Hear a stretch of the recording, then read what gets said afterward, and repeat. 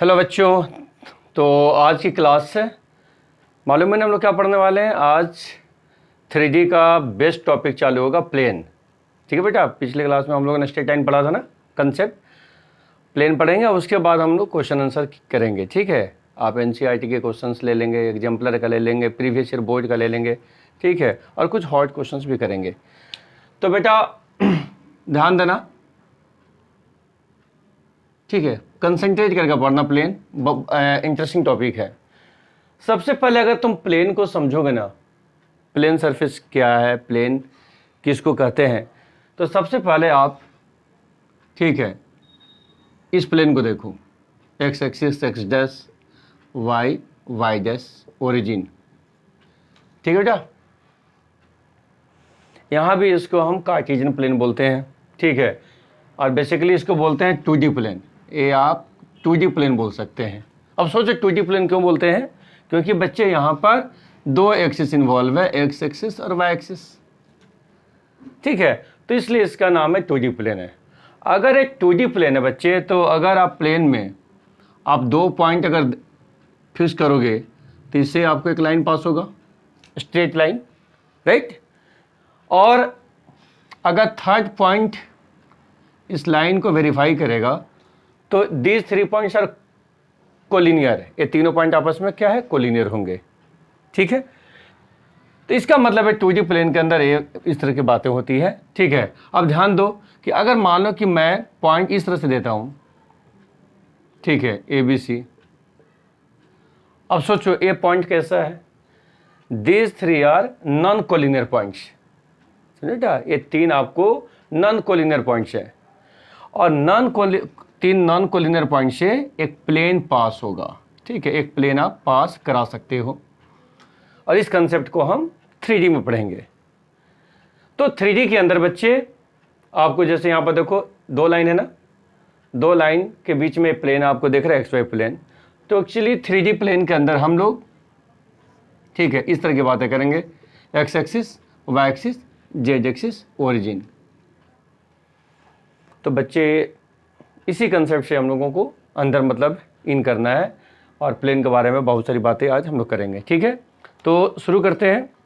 अब ध्यान से देखिए, सबसे पहला प्लेन को समझे कि प्लेन कैसा होता है, प्लेन किसको बोलते हैं। आप देखो, आप अपने नोटबुक, आपका नोटबुक खुला है, दिस सरफेस, ठीक है, board, this is a plane. ये आपको प्लेन है। तो बच्चे प्लेन आपको स्मूथ सरफेस है। ठीक है, प्लेन आपको एक स्मूथ सरफेस को बोलते हैं, एक ऐसा सरफेस जिसके ऊपर अगर आप 2 पॉइंट लेते हो, ठीक है, और 2 पॉइंट अगर लोगे तो उसको ज्वाइन करने से you will gate a straight line, आपको एक लाइन सेगमेंट मिलेगा। तो हमेशा याद रखना कि अगर A और B 2 पॉइंट है, if this 2 points are on the plane, ठीक है, तो इस पॉइंट को ज्वाइन करने से जो स्ट्रेट लाइन है, this will lie on this surface, इस सरफेस पर लाई करना चाहिए। तो इसका क्या मतलब है, बेसिकली किस बोर्ड पर कितने सारे लाइन्स हो सकते हैं, इनफाइनाइट मैनी लाइन्स हो सकते हैं। लेकिन हमेशा याद रखना, कोई भी 2 पॉइंट आप लोगे सरफेस के ऊपर, इसको ज्वाइन करोगे तो जो स्ट्रेट लाइन होगा इसी सरफेस के ऊपर होगा। क्लियर है, समझ में आ गया मेरी बात। तो इस तरह से बताओ कि अगर मान लो कि यहाँ पर, ठीक है, मैंने एक पार्ट बनाया, मैंने बोला ये प्लेन है, ये प्लेन सरफेस है। ये प्लेन सरफेस क्यों कहलाएगा बच्चे, एक तो एक डेफिनेशन इसमें लागू होगा। दूसरी बात देखो, इस पार्ट को आप इधर खींच सकते हो, एक्सपेंड कर सकते हो, इधर भी आप एक्सपेंड कर सकते हो, इसको इधर खींच सकते हो, इसको इधर भी खींच सकते हो। ठीक है ना, इनफाइनाइटली आप इसको बढ़ा सकते हो। तो ये प्लेन सरफेस का एक और प्रॉपर्टीज आपके सामने यहाँ पर आ रहा है। क्लियर है, यस, समझ में आ गया आप लोगों को। अच्छा, अब सबसे इंपॉर्टेंट चीज़ है यहाँ पर बच्चे, डायरेक्शन ऑफ द प्लेन। ठीक है, प्लेन का डायरेक्शन कौन डिसाइड करेगा, डायरेक्शन ऑफ प्लेन। ठीक है, तो बच्चे याद रखना कि अगर मान लो कि ये प्लेन है, this is a plane surface, ये प्लेन सरफेस है, तो ऑब्वियस है कि प्लेन सरफेस पर आपको बहुत सारे लाइन होंगे। ठीक है, जो हमने आपको बताया। तो every plane has a normal. अब नॉर्मल क्या होता है, देखो, दिस इज द नॉर्मल। बच्चे नॉर्मल सरफेस पर क्या होता है, परपेंडिकुलर होता है, ठीक है। अगर ये प्लेन पर नॉर्मल है तो समझ लो कि यहाँ पर आपको 90 डिग्री आपको बनाएगा। तो नॉर्मल का जो डायरेक्शन है ना, वही डायरेक्शन आपको प्लेन का डायरेक्शन होता है। जैसे आपका बोर्ड है, ठीक है ना, अब बोर्ड के ऊपर में जैसे मान लो कि हम लाइन खींच रहे हैं, ये सारा लाइन आपको प्लेन पर है, प्लेन के ऊपर है ना, सरफेस के ऊपर है। अब देखो आपका मार्कर है, तो बच्चे मार्कर हमने इस तरह से खींचा, मार्कर इस तरह से हमने फिक्स किया, तो इसका मतलब है मार्कर क्या काम करेगा, नॉर्मल टू द प्लेन पर काम करेगा। ये प्लेन के लिए एक नॉर्मल का काम करेगा जो प्लेन का डायरेक्शन को भी डिफाइन करता है। क्लियर हो गया यहाँ तक? यस। अब हम लोग चलते हैं, इसके बाद हम लोग आगे बढ़ते हैं। इसमें हमने प्लेन को डिफाइन किया बच्चे, प्लेन सरफेस किसको बोलते हैं, ठीक है, और थोड़ी बहुत ही जो भी पॉसिबिलिटी प्लेन के साथ होती है अपने पता। अब यहाँ पर जो सबसे मेन चीज़ है अब पढ़ना है बेटा, ध्यान दीजिएगा। हम आज पढ़ाने जा रहे हैं इक्वेशन ऑफ प्लेन, प्लेन का इक्वेशन पढ़ाने जा रहे हैं। Passing through a single point and having normal vector. देखो ध्यान से सुनो, पहला इक्वेशन हम लोग पढ़ने जा रहे हैं, equation of the plane passing through a single point. मतलब एक प्लेन सरफेस का इक्वेशन निकालेंगे जो प्लेन एक सिंगल पॉइंट से पास करेगा। मतलब प्लेन सरफेस के ऊपर एक सिंगल पॉइंट गिवन होगा और साथ साथ आपको क्या गिवन होगा, नॉर्मल टू द प्लेन, है ना, प्लेन सरफेस के ऊपर नॉर्मल वेक्टर गिवन होगा। तो बच्चे वेक्टर इक्वेशन हम लोग पढ़ने जा रहे हैं, इसके बारे में ये वेक्टर फॉर्म कहलाता है, ठीक है, क्लियर। तो अब बच्चों आप एक सरफेस बनाए, देखो बेटा एक आपने प्लेन सरफेस बना लिया, हमने ध्यान से सुनते जाना, ये आपका प्लेन सरफेस है और जैसे मैंने बोला कि आपको यहाँ पर एक पॉइंट हम ले लेते हैं, ठीक है, ये पॉइंट है, इसका कोऑर्डिनेट है x1 y1 z1, this is the origin. आप यहाँ पर ओरिजिन ले लो। तो बच्चों अगर A is the point which lies on the surface, आप ओ से ए को ज्वाइन करोगे, so this becomes position vector of this point, इसको आप ए वेक्टर ले लें। क्लियर है बच्चे। उसी तरह से प्लेन सरफेस पर हम एक पॉइंट पी एज्यूम करते हैं, जनरल पॉइंट, राइट। तो जनरल पॉइंट है तो इसका कोऑर्डिनेट x, y, z लेंगे और बच्चे से ओ से पी को ज्वाइन करेंगे, so this becomes R vector, जो हमने स्ट्रेट लाइन में भी आपको बताया था, ठीक है। अब बच्चे ए से पी को ज्वाइन करते हैं, this is the line, this is a vector now, अब ये वेक्टर बन गया। अब देखो मैंने क्या बोला कि अगर प्लेन सरफेस है तो आपको प्लेन सरफेस पर सपोज करो कि this is the normal vector, ठीक है, नॉर्मल वेक्टर है, ये नॉर्मल वेक्टर है, इसको हम एन वेक्टर ले रहे हैं, ठीक है। नाउ इसको हम एम एन सिंबल डाल देंगे, ठीक है। दिस इज आपको नॉर्मल वेक्टर को आपको समझना है ना, तो आप यूँ समझ लो कि जैसे सपोज करो कि स्टडी टेबल है, स्टडी टेबल पर इस तरह से बहुत सारे आपने पेन रख दिए हैं, ठीक है, बहुत सारे पेन रख दिया और now this is another pen. आप इसको इस तरह से स्टडी टेबल पर खड़ा करते हो, तो आप खुद देखो कि आप बाकी पेन को जैसे भी रखोगे, but always all these are perpendicular to this, समझो बेटा। तो इस तरह से आप ज्योमेट्रिकली थोड़ा सा समझोगे ना तो चीज़ें बहुत ज़्यादा क्लियर रहेगी, ठीक है। तो ये आपको नॉर्मल वेक्टर है बेटा, है ना, एन वेक्टर। फिगर में आ जाओ, पहले बनाओ, ठीक है, वेक्टर लॉ ऑफ एडिशन, ठीक है। ट्रायंगल लॉ आप कीजिए, ट्रायंगल ओ ए पी में ओ ए प्लस ए पी बराबर ओ पी होगा, so will write here O A vector plus A P vector बराबर ओ पी वेक्टर। क्लियर है मेरे ख्याल से। इस हिसाब से बच्चों ओ ए वेक्टर देखिए क्या है, तो ओ ए वेक्टर आप ए वेक्टर लिखेंगे प्लस ए पी, ठीक है, ए पी वेक्टर जैसे हमने लिख दिया, और यहाँ पर ओ पी वेक्टर क्या है, आर वेक्टर। तो बच्चों इस तरह से ए पी वेक्टर, ध्यान दीजिए, ए पी वेक्टर बराबर क्या निकलेंगे, R vector minus A vector. Now मैंने पहले बता दिया कि what is the relationship between A P vector and this normal vector, both are perpendicular, ये दोनों क्या है बेटे, परपेंडिकुलर है। तो बच्चे परपेंडिकुलर है तो क्या लिखेंगे, ए पी वेक्टर डॉट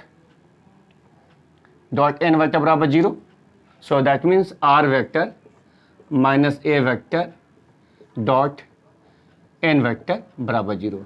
बेटा this is called vector equation of the plane. A vector equation of the plane है passing through a single point A, or we can say that A is any point on the surface having coordinate x1, y1, z1 and its position vector is a vector and normal to the plane is n vector। समझे बेटा? तो आप इस तरह से आप लोग लिख सकते हैं। इसको थोड़ा सा आप चाहो तो सिंप्लीफाई भी कर सकते हो, है ना, मतलब आप इस तरह से लिख सकते हैं, लेकिन बहुत जगह आप देखोगे इसका प्रेजेंटेशन कुछ और है। जैसे आप यहाँ पर डॉट लो, ठीक है, तो आप पहले आर वेक्टर से लें R vector dot N vector minus A vector dot N vector बराबर 0। तो बच्चे आपको मालूम है कि ए वेक्टर को एन वेक्टर के साथ डॉट लेंगे, you will get scalar quantity, है ना। So we can write R vector dot N vector minus D बराबर 0। So this equation can be represented in this way also, where N vector is normal to the vector और D क्या है आपको scalar quantity. Clear है? यहां तक note down कीजिए फटाफट जल्दी, चले आगे। यस, अब इसके आगे बच्चों आप लोग, ठीक है, आगे चलिए, इसी सिचुएशन को हम लोग आगे बढ़ेंगे। ध्यान से देखिएगा, समझिएगा, ठीक है, और नोट डाउन आराम से कीजिएगा बेटा, बिना सोचे समझे नोट डाउन मत कीजिएगा, पूछ करके कीजिएगा।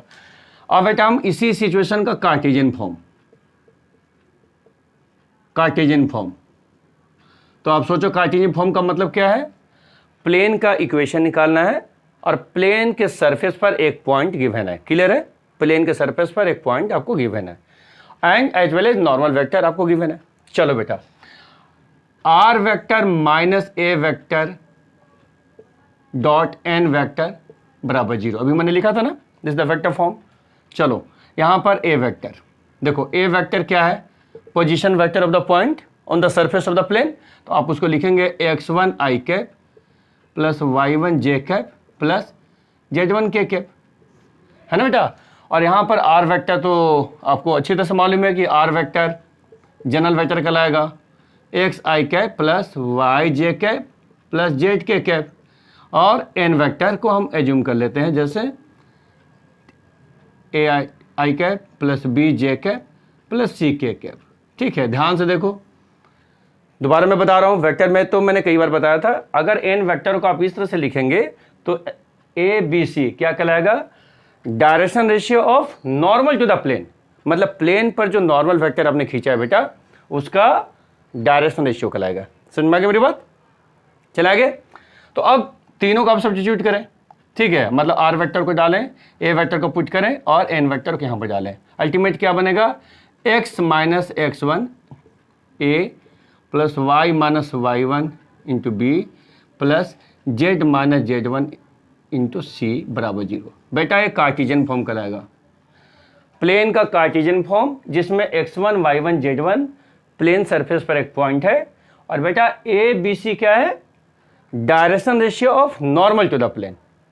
क्लियर? नोट डाउन, इसको नोट कीजिए फटाफट।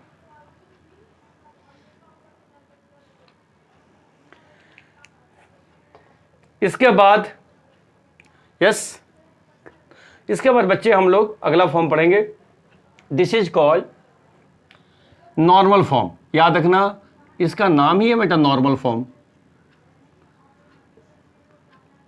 इसको नॉर्मल फॉर्म क्यों बोलते हैं, अब ध्यान से सुनिएगा, मतलब हम लोग प्लेन का वेक्टर इक्वेशन निकालने जा रहे हैं and this is called normal form. अब इसका सिचुएशन क्या है, इसमें क्या होने जा रहा है, आप इसको देखिए, ध्यान से सुनिए बेटा। सपोज करो कि आपके पास एक प्लेन सरफेस है, एक फ्लैट सरफेस हमने यहाँ पर खींचा, ठीक है बेटा। नाउ सपोज करो कि यहाँ पर ओरिजिन है, now this is the point, ठीक है, this is point on this surface, ठीक है, आप इसको एन ले लो। देखो बेटा, अब देखो ध्यान देना, ओ से एन है ना, दिस इज कॉल्ड परपेंडिकुलर। ए आपको परपेंडिकुलर है, मतलब आपने ओरिजिन से आपने प्लेन सरफेस पर खींचा, तो एन क्या होगा, फुट ऑफ परपेंडिकुलर, राइट, वो एन आपको फुट ऑफ द परपेंडिकुलर है। एंड नाउ ओ से एन का लेंथ है ना, दिस इज गिवन डी, ध्यान से सुनना, ओ से एन का जो लेंथ है बेटा दिस इज गिवन, तो इसका मतलब है, अब बताओ क्या दिया है, distance of the plane from origin is given. समझे बेटा, याद रखिए, मतलब ऐसे सिचुएशन मैंने अभी नहीं बोला था, ठीक है। प्लेन का डिस्टेंस ओरिजिन से गिवन है and this distance is small D, जो हमने यहां मार्क किया है, ठीक है बेटा। चलो, तो एन क्या है, फुट ऑफ द परपेंडिकुलर। अब इस सरफेस पर मैंने एक पॉइंट को ले लिया, ठीक है। मान लो कि हम इस पॉइंट का नाम कुछ भी ले लेते हैं, पी ले लेते हैं, right, and this is general point X comma Y comma Z. Clear है तक?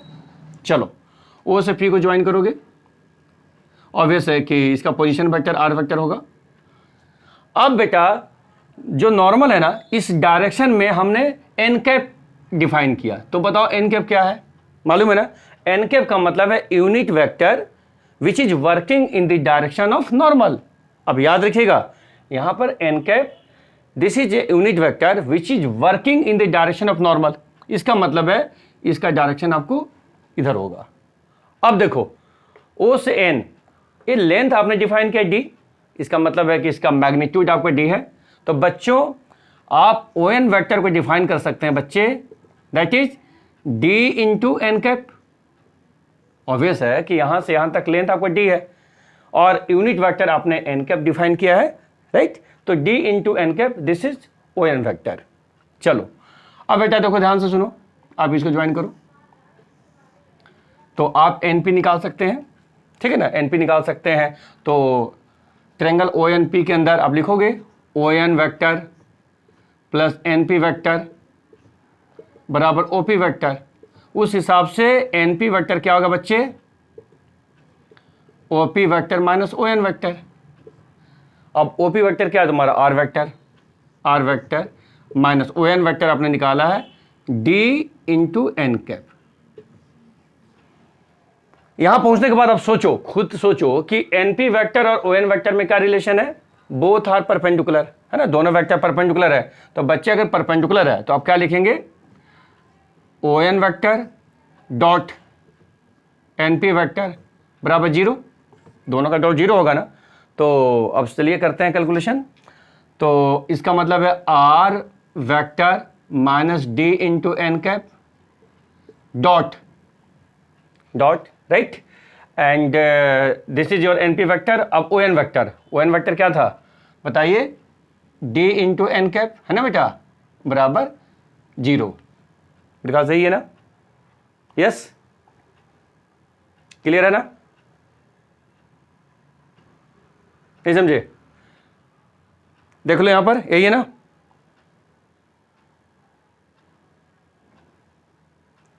अब यहां पर देखो, जो है ना, आप डॉट जब लोगे ना तो आप डी के साथ, डी को तो हटा दो, कोई दिक्कत नहीं है, मैं वेक्टर से लूंगा।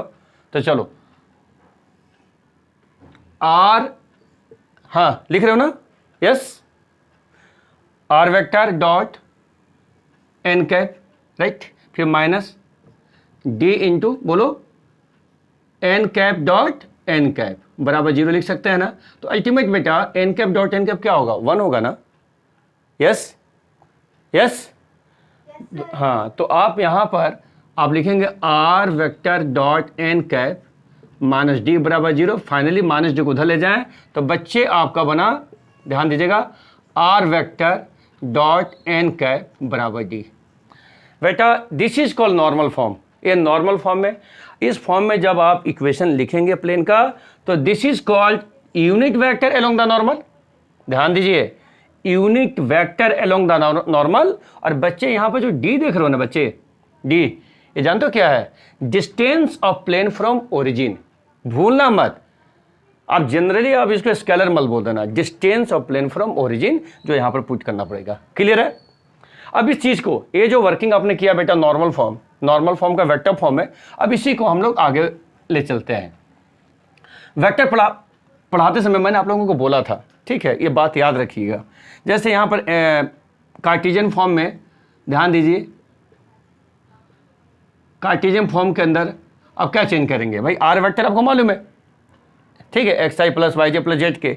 और यहां पर एन कैप को जैसे मैं एज्यूम कर रहा हूं एल इंटू आई कैप प्लस एम इंटू जे कैप प्लस एन इंटू के कैप, समझे? तो बच्चों अब बताओ कि एन कैप को आप इस तरह से जो एज्यूम हमने किया, इसमें एलिमेंट का क्या रोल है, एलिमेंट यूनिट वेक्टर का क्या कहलाता है, डीसी कहलाता है ना बेटा, DC direction cosines, direction ratio नहीं बोलना है बेटा, डायरेक्शन कोसाइंस है। चलो अब एन कैप को यहाँ पर रिप्लेस करेंगे, आर वेक्टर आपको मालूम है ही, है ना, एंड डी इज देयर, तो that means X I cap plus Y J cap plus Z K cap, उसके बाद डॉट, डॉट के बाद L I cap plus M J cap plus N K cap बराबर डी। तो जब dot तुम लोगे आई डॉट आई वन होगा, J dot J one, K dot K one, ये आपको मालूम है। सो आपका इक्वेशन होगा L X plus M Y plus N Z बराबर डी। बच्चों this is Cartesian form of the plane, ये प्लेन का कार्टेशियन फॉर्म है, लेकिन बेटा याद रखना है यहाँ पर एल एम एन ये क्या है, yes D C, L M N आपको है D C of unit vector along the normal, yes D C of unit vector along the normal, और डी क्या है बेटा, डिस्टेंस फ्रॉम ओरिजिन। क्लियर है, नोट कीजिए।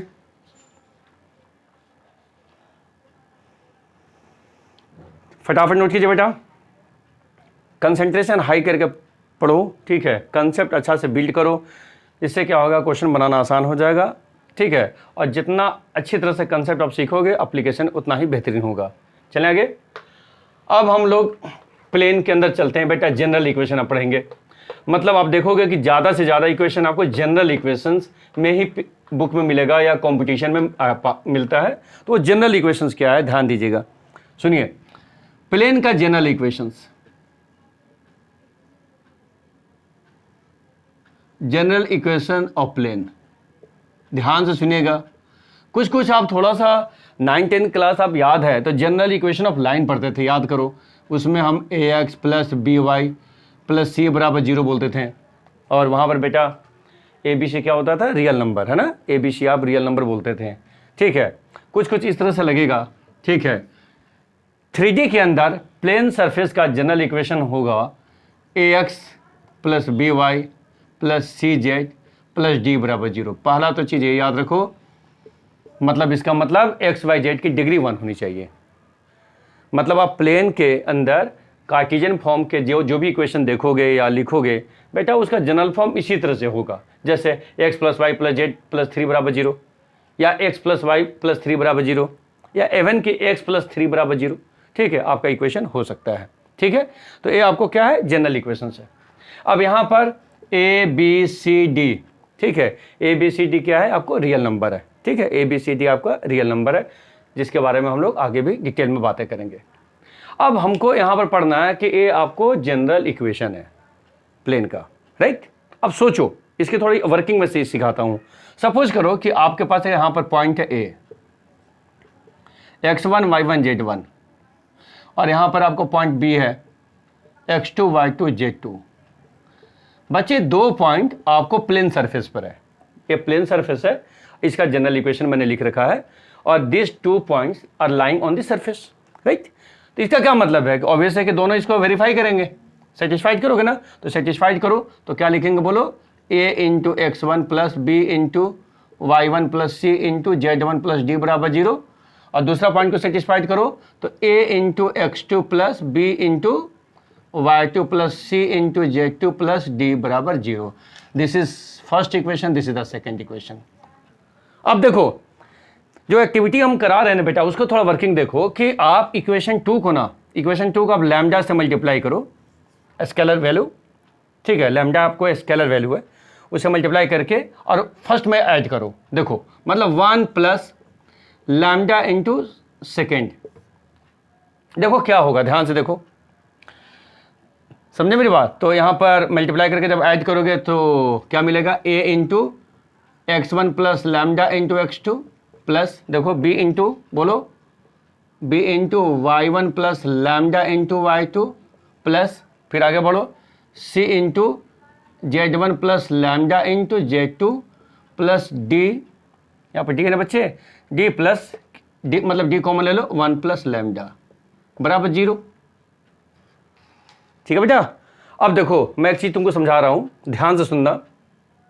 जैसे यहाँ पर जितने भी टर्म्स हैं ना बेटा, सभी को इससे आप डिवाइड करो, ठीक है, अब इसे डिवाइड करो, देखो क्या आता है, पहले देखो फिर अपने आप पता चलेगा।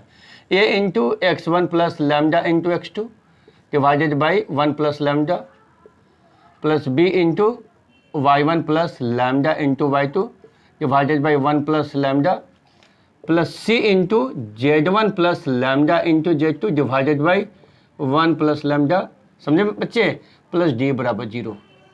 इस पूरे एक्टिविटी को अच्छी तरह से देखो और समझो।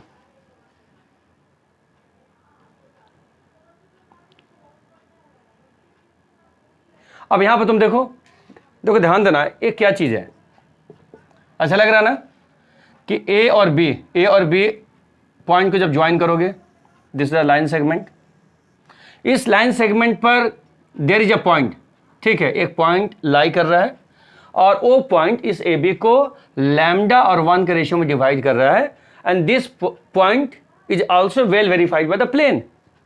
ऑब्वियस है कि उस पॉइंट का कोऑर्डिनेट, देखो वो पॉइंट है, उसका कोऑर्डिनेट आपका है X coordinate, Y coordinate, Z coordinate. तो हमने क्या देखा कि A X plus B Y plus C Z plus D बराबर 0, ठीक है, ये आपको जनरल इक्वेशन है। अगर आप 2 पॉइंट प्लेन सरफेस पर लेते हो, ठीक है, तो इसको ज्वाइन करने वाला जो लाइन है बेटा ना, this will lie on the surface, ये सरफेस पर लाई करेगा। और इस एक्टिविटी से क्या हमने देखा कि अगर इस लाइन सेगमेंट के अंदर कोई पॉइंट हमने जो एज्यूम किया था which is dividing this line segment in the ratio lambda ratio 1, वो पॉइंट भी आपको इसका वेरिफिकेशन में मदद कर रहा है, समझे बेटा। तो ये लोकस का काम करेगा, समझ लो कि ये आपको लोकस है, समझे बेटा। लोकस का क्या मतलब होता है, पाथ। ये सारे लाइन जो है ना, उसके लिए आपको सरफेस आपका लोकस का काम करेगा, ठीक है। इसलिए बच्चों इसको हम general equation of the plane बोलते हैं। इस एक्टिविटी को मैंने समझाया कि आखिर में इसका क्या मतलब है, ठीक है। इस फ्लैट सरफेस को आप इस तरह से रिप्रेजेंट करोगे, अगर ये 2 पॉइंट है इस सरफेस के ऊपर, इसका क्या मतलब है, और इस 2 पॉइंट को ज्वाइन करने वाले लाइन के बीचों बीच में पॉइंट का उसका क्या सिग्निफिकेंस है, जो आपने इसमें देखा, ठीक है। नोट किया आपने, चला आगे, यस। अब यहां पर जो सबसे इंपॉर्टेंट चीज है, ध्यान देना, बहुत इंपॉर्टेंट टॉपिक अब चलने वाला है, ध्यान से सुनो बच्चे। 3 points, plane passing through 3 points, plane passing through 3, ठीक है, 3 के साथ नॉन कोलिनियर, मैंने पहले बता दिया था, नॉन कोलिनियर पॉइंट्स। देखो बच्चे, यहां पर जब आप क्वेश्चन बनाओगे ना, तो उसके पहले समझ लो कि अगर आप 3 पॉइंट कोलिनियर अगर लोगे ना बच्चे, कोलिनियर लोगे, अगर 3 पॉइंट इस तरह से लोगे अगर कोलिनियर, तो ऑब्वियस है कि इससे आपको प्लेन, ठीक है, ऐसे आपको इनफाइनाइट प्लेन पास हो सकते हैं, नहीं समझे, आपको इनफाइनाइट प्लेन आपको पास हो सकते हैं, ठीक है, इनफाइनाइट प्लेन आप डाल सकते हो। तो इसका मतलब है कि अगर यूनिक प्लेन की बात करोगे तो point should be non collinear, ठीक है, 3 पॉइंट आपको नॉन कोलिनियर होना चाहिए। तो ध्यान से देखो, ध्यान से देखना, अच्छी तरह से समझना, क्योंकि ये बहुत इंपॉर्टेंट टॉपिक है बच्चे, ठीक है। कि फार्मूला को एप्लीकेशन ही मैटर नहीं करता, फार्मूला अप्लाई भी कर लोगे। बहुत सारे बच्चों को पूरे साल दिक्कत होती है, वो समझ नहीं पाते कि आखिर में क्या हो रहा है, क्या चल रहा है। इसलिए बेटा एक्टिविटी के द्वारा तुम इस चीज़ को समझो, वो पूरे लाइफ में याद रहेगा। सपोज करो इस सरफेस है, इस सरफेस पर मैं पॉइंट ले रहा हूँ, जैसे मान लो, ठीक है, यहाँ पर आपको पॉइंट ले रहे हैं, ठीक बेटा। जैसे सपोज करो कि आपका पहला पॉइंट ए है, दूसरा पॉइंट बी है, तीसरा पॉइंट सी है, और यहाँ पर एक पॉइंट आपको पी है। This is the origin. देखो बेटा, ए पॉइंट जो हमने लिया x1 y1 z1, ठीक है। बी पॉइंट है बच्चे x2 y2 z2। C point अब ले लो x3 y3 z3, और पी पॉइंट बेटा जनरल पॉइंट हमने ले लिया x, y, z। साफ पता चल रहा है कि all these 4 points are coplanar. ये चारों पॉइंट बेटा कोप्लानर है, because they are on the same surface. अब ओ से ए को ज्वाइन कीजिए, ठीक है, position vector of this point. उसी तरह से ओ से बी को ज्वाइन कीजिए, position vector of this point. O से सी ज्वाइन कीजिए, और ओ से आप पी भी ज्वाइन करें बच्चे। तो इस तरह से पोजीशन वेक्टर का कंसेप्ट आपको क्लियर है। तो ए vector, B vector, C vector और आर वेक्टर हमने डिफाइन कर दिया। यहां तक क्लियर है? Yes, yes. अब बताइए, ध्यान दीजिए बच्चे, ए से पी को ज्वाइन कीजिए, this is the AP vector, AP vector, A से B vector AB vector, A से C वेक्टर AC वेक्टर। अब तुम देखो, ठीक है, देखो बच्चों, यहां पर AP वेक्टर, AB वेक्टर और AC वेक्टर, ठीक है, ये तीनों वेक्टर क्या है? कोप्लानर। तीनों वेक्टर कोप्लानर है ना, because they are on the same surface, they are on the same surface. अब बताओ कि वेक्टर पढ़ाते समय भी मैंने आप लोगों को बताया था कि अगर तीन वेक्टर अगर ऑन द सेम सरफेस है, मतलब कोप्लानर है, तो क्या होता है? STP 0 होता है ना, स्केलर ट्रिपल प्रोडक्ट बराबर 0। STP 0 आपने पढ़ा था ना बच्चे, देखो वो काम आ रहा है अब यहाँ पर। तो इसका मतलब है कि आप यहाँ पर मैं लिखने जा रहा हूँ AP वेक्टर फर्स्ट वेक्टर, दूसरा आप AB वेक्टर और AC वेक्टर, ठीक है। This is the symbol to represent STP बराबर 0। क्लियर हो गया? मेरी बात समझ में आ रहा ना? अब देखो, अब STP को तुम कैसे डिफाइन करते थे? STP मैंने डिटेल में पढ़ाया, याद करो। STP का मतलब है, अगर हम डिफाइन करने के लिए बोलें तो आप बोल सकते हो कि सर आप लिखो AP vector, first vector AP है, डॉट लेंगे, डॉट, और ब्रैकेट में AB vector cross AC vector, समझे बेटा, बराबर 0। अंडरस्टूड? सारा वर्किंग है। AP वेक्टर, अब बताओ AP वेक्टर क्या है? ध्यान दो, AP वेक्टर का मतलब है R vector minus A vector. तो AP वेक्टर हुआ आपका R vector minus A vector dot AB vector. AB vector का मतलब है B vector minus A vector, तो लिखेंगे B vector minus A vector, उसके बाद क्रॉस AC वेक्टर लेंगे, C vector minus A vector, C vector minus A vector बराबर 0। तो बच्चे ये जो फॉर्मूला है ना, बहुत सारे बच्चों को फॉर्मूला समझने में दिक्कत होती है, एप्लीकेशन में दिक्कत होती है। तो अगर ये चीज़ आप समझेंगे तो कम से कम इसका एप्लीकेशन आपको समझ में आएगा कि आखिर में what is the meaning of plane passing through 3 non collinear points. Clear है? यस, ठीक है, नोट डाउन कीजिए जल्दी।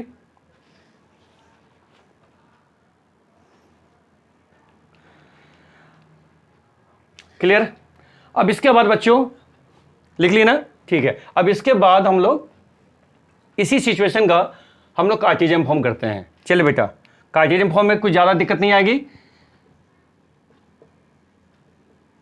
कार्टेशियन फॉर्म मतलब इक्वेशन ऑफ द प्लेन निकालने जा रहे हैं। अब प्लेन सरफेस पर आपको 3 पॉइंट्स आपके पास गिवन है। देखो, आपको मैंने अभी क्या बोला था? देखो AP, उसके बाद मैंने बोला था AB और AC, है ना बेटा, STP 0। तो STP के कैलकुलेशन में मैंने डिटरमिनेंट भी आप लोगों को बताया था ना, याद है?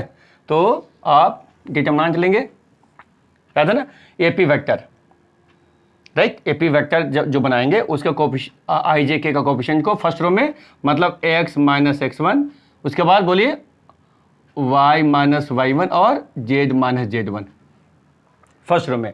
सेकेंड रो में बेटा AB वेक्टर में IJK का कोफिशिएंट। तो बच्चे क्या लेंगे? AB vector, right. तो क्या लेंगे बताइए? X2 माइनस X1, फिर लिखेंगे Y2 माइनस Y1, फिर लिखेंगे Z2 माइनस Z1, समझे बेटा।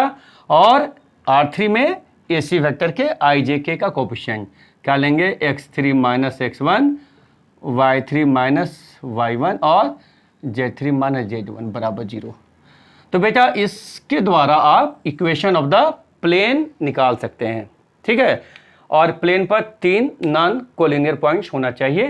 क्लियर? मेरी बात समझ में आ रहा है ना? क्योंकि अगर 3 पॉइंट कोलिनियर होगा उससे इनफाइनाइट प्लेन पास होते हैं। क्लियर है? ठीक है। तो बच्चे वेक्टर फॉर्म और कार्टेशियन फॉर्म दोनों आपको खत्म हो गया। अब यहाँ पर एक आज की क्लास का जो मेन चीज़ हम बनाने जा रहे हैं, अनदर फॉर्म जिसको हम इंटरसेप्ट फॉर्म बोलते हैं। पहले आप इंटरसेप्ट के बारे में बेटा याद करो, आप 11th क्लास, क्योंकि चीज़ें बहुत क्लियर होगी।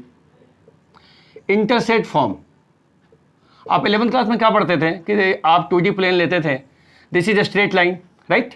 आप बोलते थे कि sir this line is making intercept A on X axis, ठीक है, इसको आप X इंटरसेप्ट बोलते थे, and the same line is making intercept B on Y axis, right. समझे बेटा?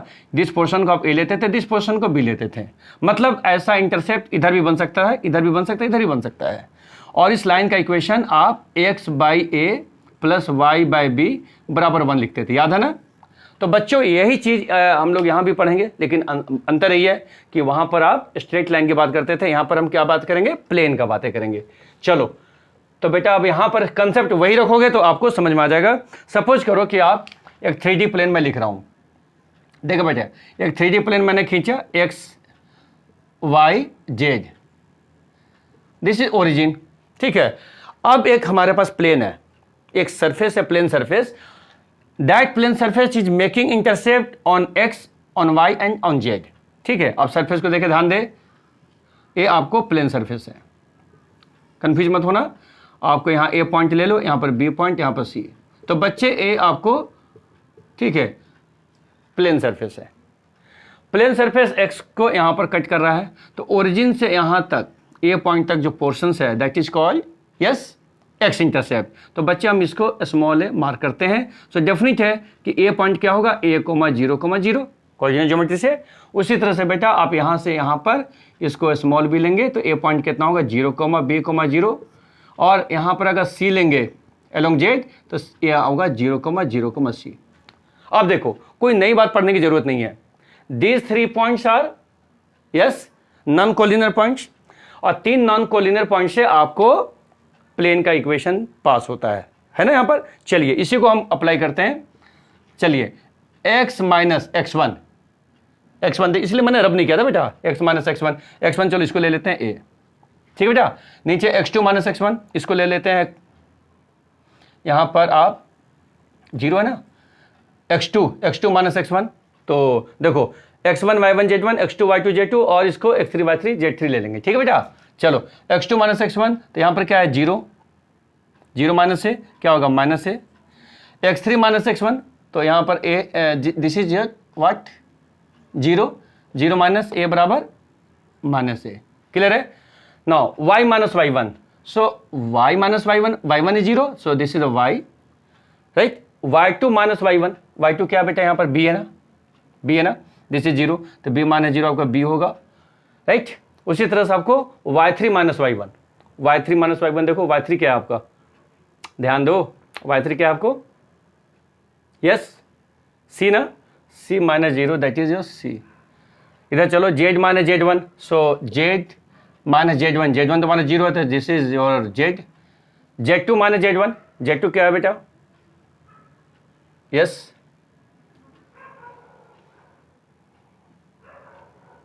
x1 y1 z1, x2 y2 z2, this is 0 minus 0, this is 0, समझे बेटा। और z3 माइनस z3 क्या है आपको, c बराबर 0, समझे बेटा। तो इसका मतलब है कि आप इसको डिटरमिनेंट से आप सॉल्व कर सकते हैं, ठीक है। तो डिटरमिनेंट से जब सॉल्व करेंगे, डिटरमिनेंट लेने का तरीका आपको मालूम है, आप डिटरमिनेंट से जब इसको सॉल्व करेंगे you will get some relationship, आपको कोई ना कोई रिलेशनशिप आएगा, समझे बेटा। देखो क्या रिलेशनशिप आएगा, मैं आपको बता रहा हूं, ध्यान दीजिएगा। देखो बी सी एक्स के साथ बी सी आएगा, ठीक है ना। फिर आगे बढ़ते हैं, y के साथ आपको आएगा ए सी वाई, प्लस जेड के साथ आपको आएगा बेटा ए बी जेड बराबर ए बी सी, है ना। यू विल गेट दिस, है ना, after having calculation you will get this. अब एक कैलकुलेशन किया, डिटरमिनेंट को सॉल्व करने के बाद प्रॉपर्टी से सॉल्व करो या एक्सपेंड करके कर लेना।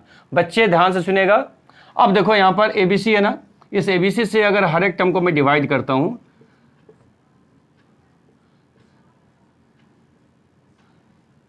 तो बच्चे यहाँ पर देखो बी सी कैंसिल हुआ, यहाँ पर ए सी कैंसिल होगा, यहाँ पर ए बी कैंसिल हुआ, यहाँ पर cancel. So we have X by A plus Y by B plus Z by C बराबर 1, समझ गए। This is called equation of the plane which is making intercept along X axis, Y axis and Z axis, और इसीलिए बेटा इसको intercept form कहते हैं, ठीक है। तो इस टॉपिक को आप रिवाइज करके रखेंगे, ठीक है। जहां पर डाउट्स है उसको अगले क्लास में आप लोग पूछेंगे, समझे मेरी बात। मतलब कहीं भी डाउट होगा तो अगली क्लास में जरूर पूछेंगे, ठीक है बेटा। और क्वेश्चन से अगर अटेम्प्ट होगा तो अटेम्प्ट करना चालू करो, अदरवाइज हम लोग जब पूरी तरह से कंसेप्ट पढ़ लेंगे ना बेटा, ठीक है ना, तो उसके बाद हम लोग क्वेश्चन आंसर बनाएंगे, ठीक है। ऑल द बेस्ट, इसको आप रिवाइज करके अगले क्लास में आना।